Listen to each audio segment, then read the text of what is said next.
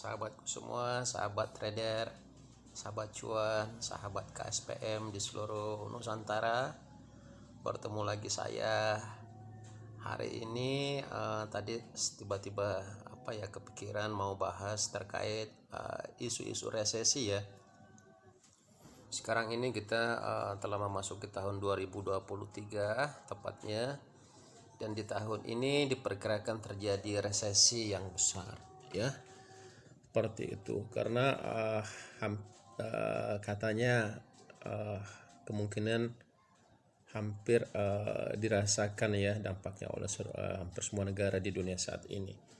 Nah, di monitor saya ini terpampang berita terkait China 2022 GDP Global Government Target. Jadi ini artinya pertumbuhan GDP Cina di tahun 2022 itu di bawah target ya. Nah, ini menandakan roda perekonomian di Cina sana mengalami kontraksi ya teman-teman. Cina ini masalahnya masalah klasik ya terkait COVID-19 ya. Jadi berbeda dengan negara kita ya, alhamdulillah saat ini Indonesia sudah boleh dikata sudah keluar dari ancaman COVID, meskipun masih ada sebenarnya ya, masih ada, tapi kita harus tetap berhati-hati. Tapi secara overall kita sudah aman, di mana-mana masyarakat sudah bisa beraktivitas seperti biasa tanpa harus menggunakan masker lagi. Tapi sebaiknya pakai masker aja sih. Oke teman-teman, yang ingin saya sampaikan sesuai judulnya ya, di 2023 ini meskipun isunya begitu sedikit menakutkan, tapi bagi saya pribadi berdasarkan data-data variabel yang saya cermati tiap hari, saya bisa menarik kesimpulan untuk saat ini semoga krisis di 2023 itu bisa diatasi atau tidak, dampaknya tidak begitu signifikan merusak tatanan ekonomi dunia termasuk Indonesia pada khususnya. Kenapa saya mengatakan demikian?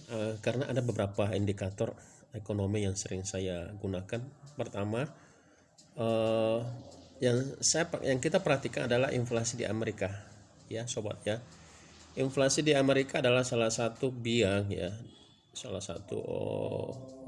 kerok atau masalah terjadinya resesi 2023. Jadi ada beberapa termasuk resesi Amerika, terus krisis energi yang terjadi di Eropa karena krisis geopolitik antara Ukraina dan Rusia.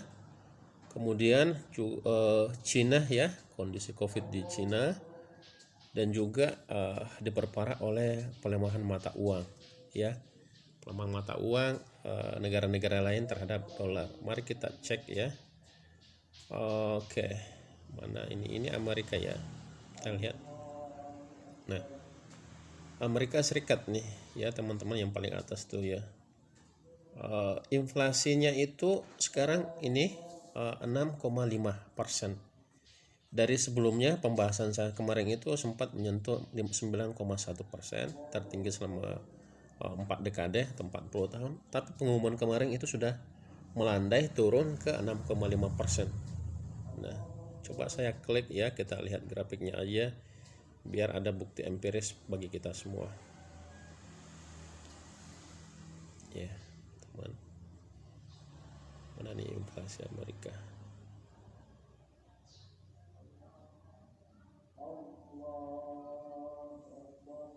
Oke ya, ini sudah mulai ya grafiknya teman-teman udah mulai menurun.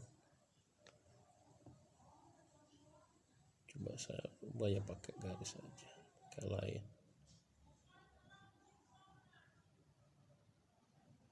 Nah, ini ya teman-teman ya udah menurun ya. Nah, kita bisa lihat pergerakannya. Sebelumnya dari 7,7 ya. Ya, ini teman-teman.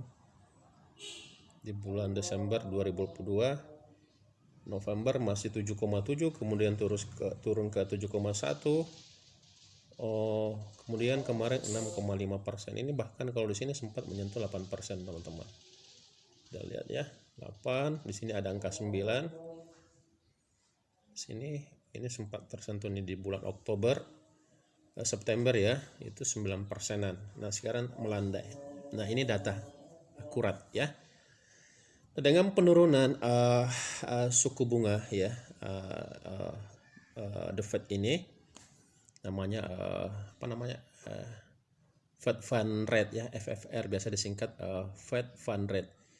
Nah ini diharapkan akan terus menurun lagi karena target yang ingin dicapai oleh the Fed itu Bank Sentral Amerika adalah 2%. Nah 6,5% ini masih tinggi, tapi alhamdulillah sudah menurun dibanding 9% sebelumnya. Nah kalau hal itu terjadi, kalau suku bunga itu terjadi menurun, maka dolar Amerika juga akan turun. Imbas positifnya, berita bagusnya untuk negara lain termasuk Indonesia adalah mata uang kita akan menguat sebagai counterpartinya. Kalau mata uang kita menguat rupiah, maka barang-barang impor yang kita belanja dari luar negeri itu akan lebih murah ketimbang kalau rupiah kita melemah. Nah itu indikator yang saya katakan, semoga ini bisa terus menurun ya suku bunga Amerika ini. Nah ini kerja keras dari Jerome Powell ya, Gubernur Bank Sentral Amerika. Kita aplaus juga dengan jerih payahnya. Nah itu pertama. Jadi semoga pelemahan suku bunga ini terus turun sehingga juga menurunkan suku bunga Bank Indonesia. Kalau suku bunga Bank Indonesia turun, artinya masyarakat, para pengusaha bisa mudah lagi mengakses kredit ya. Kalau mudah lagi mengambil kredit karena suku bunganya turun, berarti perekonomian kita bisa menggeliat kembali. Sektor-sektor real akan berputar, pembangunan perumahan, jalan dan lain sebagainya, infrastruktur akan kembali bergulir ya teman-temannya. Dan harga-harga juga bisa terkendali karena rupiah kita menguat begitu. Kemudian indikator selanjutnya ya yang ingin saya sampaikan tadi sudah ya, mengenai inflasi Amerika ya yang 6,5%. Kemudian minyak mentah dunia ya, kita lihat lagi indikator berikutnya adalah crude oil ya teman-teman. Ya ada Brent, ada crude oil ya, tapi crude oil yang untuk internasional yang kita sering gunakan. Ini harganya 79 ya, range-nya itu sering main di 75 79. Padahal yang lalu itu mainnya di 80, 90, 100. Coba kita cek aja nih grafiknya nih. Nah ya, nah itu dia terjadi penurunan ya teman-teman. Kita lihat tuh grafik ya, minyak mentah tuh di atas ada 120 ya. Nah tuh 120, sekarang di level malah sempat ke 70 ya, hampir 70, sekarang 79. Nah ini terjadi penurunan ya. Kenapa minyak mentah ini bisa menurun ya teman-teman? Pertama karena pelemahan ekonomi Cina ya, lagi-lagi ekonomi Cina yang kita hubungkan, karena diperkirakan permintaan akan komoditas yang satu ini akan menurun karena Cina ekonominya masih melemah. COVID-nya ini ekonominya di sana kadang buka tutup gitu ya, kadang-kadang sudah mereda, kadang-kadang kambuh lagi nih COVID-nya. Jadi ekonominya buka tutup seperti itu, makanya permintaan minyak dunia juga akan diprediksi melemah. Itu yang pertama. Yang kedua, negara-negara G7 ya, Amerika dan kawan-kawan itu memberlakukan aturan kepada Rusia terkait harga minyak ekspornya Rusia. Jadi dipatok ke harga $75 ya kalau nggak salah ya, 70 sampai $75 gitu. Jadi itu menekan harga minyak mentah dunia. Meskipun ini sebenarnya semena-mena juga sih ya menurut saya. Tapi dampak positifnya adalah harga minyak mentah turun. Nah, kalau harga minyak mentah turun, otomatis secara global ya, overall itu masyarakat terbantu juga sih ya, seperti di Indonesia saat ini. Seharusnya BBM tidak naik lagi ya. BBM tidak naik karena harga minyak mentah dunia yang dibeli pemerintah Indonesia kita, karena kita masih mengimpor, itu sudah turun. Harusnya BBM turun, tapi belum turun juga ya. Oke, itu urusannya pemerintah. Tapi sekarang ini udah turun ya harga minyak mentah dunia. Jadi jangan lagi naik BBM dong. karena minyak mentah dunia aja udah turun. Itu yang kedua. Yang ketiga, saya mau perlihatkan indikator ketiga adalah natural gas, teman-teman. Anda lihat ya, natural gas ini 3,7 dolar per MBTU. Nah, berapa sih harganya sebelumnya ya? Harga ini sempat naik tinggi saat baru terjadi perang di Rusia Ukraina ya. Ya itu ya, teman-teman bisa lihat grafiknya tuh. Nah, itu sempat menyentuh hampir 10 ya. Tuh lihat grafiknya udah turun banget tuh. Hampir 10 US dollar per MBTU, sekarang sisa 3,7. Tuh teman-teman. Kenapa hal ini terjadi? Pertama karena mulainya terjadi balancing ya, mulai kestabilan di Eropa, karena Eropa juga sekarang udah impor dari Amerika, karena sebelumnya itu kan dari Rusia, tapi dari Rusia itu memblok ekspornya ke ke Eropa, sehingga menyebabkan tingginya melambungnya harga gas dunia. Nah, ini sebenarnya biang kerok juga selain bunga inflasi Amerika. Jadi krisis energi yang terjadi beberapa bulan lalu di Eropa itu diperparah karena harga gas dunia yang melambung tinggi. Syukurnya sekarang harga gas udah turun.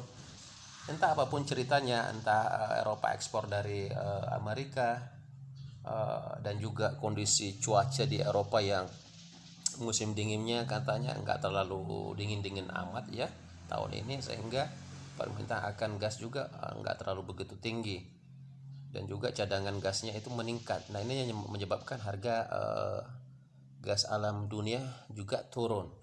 Nah, kalau saya melihat dari sisi lain, ini sangat membantu, diuntungkan ya oleh negara Eropa. Semoga dengan harga gas yang turun, yang murah ini di sana tidak lagi menyebabkan krisis energi. Karena kalau terjadi krisis di Eropa juga itu parah ya. Mereka akan mengalami inflasi yang tinggi.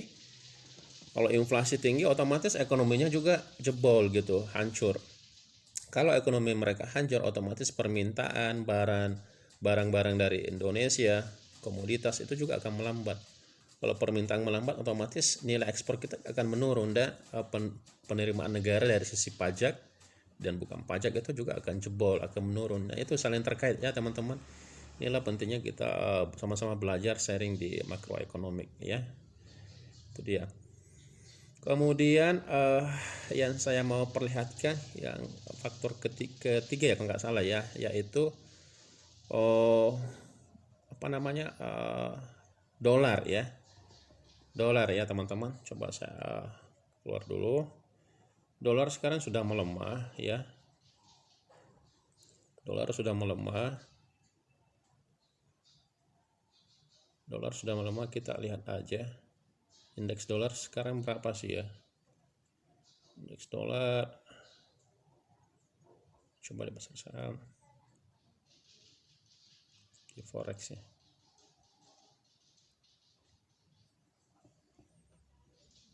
Bentar ya teman-teman.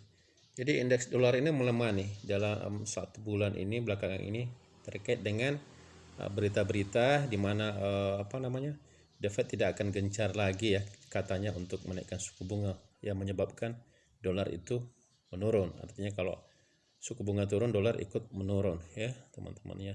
Kita lihat ini dolar indeks teman-teman, kita buktikan ya. Ini sempat 114 kalau nggak salah nilainya. 1 bulan ini tuh dia turun kan. Nah, itu jebol. Nah, coba dalam 1 tahun.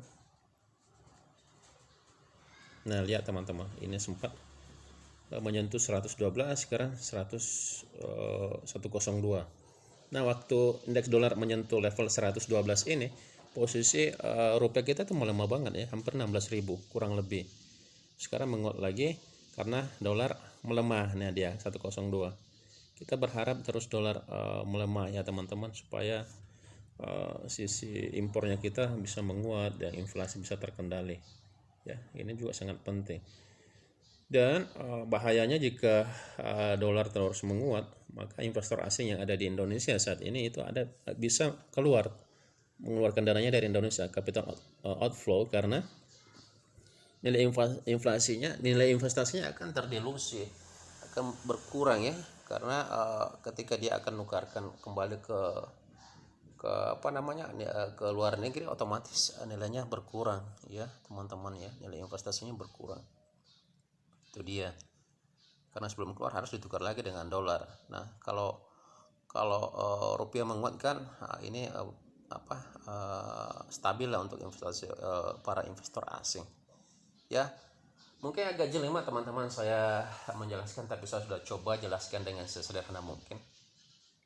Jika ada yang ingin ditanyakan silakan menulis di kolom komentar. Itu aja review saya pada siang hari ini. Semoga teman-teman semua, semoga 2023 ini tidak separah yang kita khawatirkan. Saya yakin kalau saya sendiri pribadi tidak akan parah-parah banget sih. Insya Allah bisa terlewati. Itu aja. Assalamualaikum warahmatullahi wabarakatuh.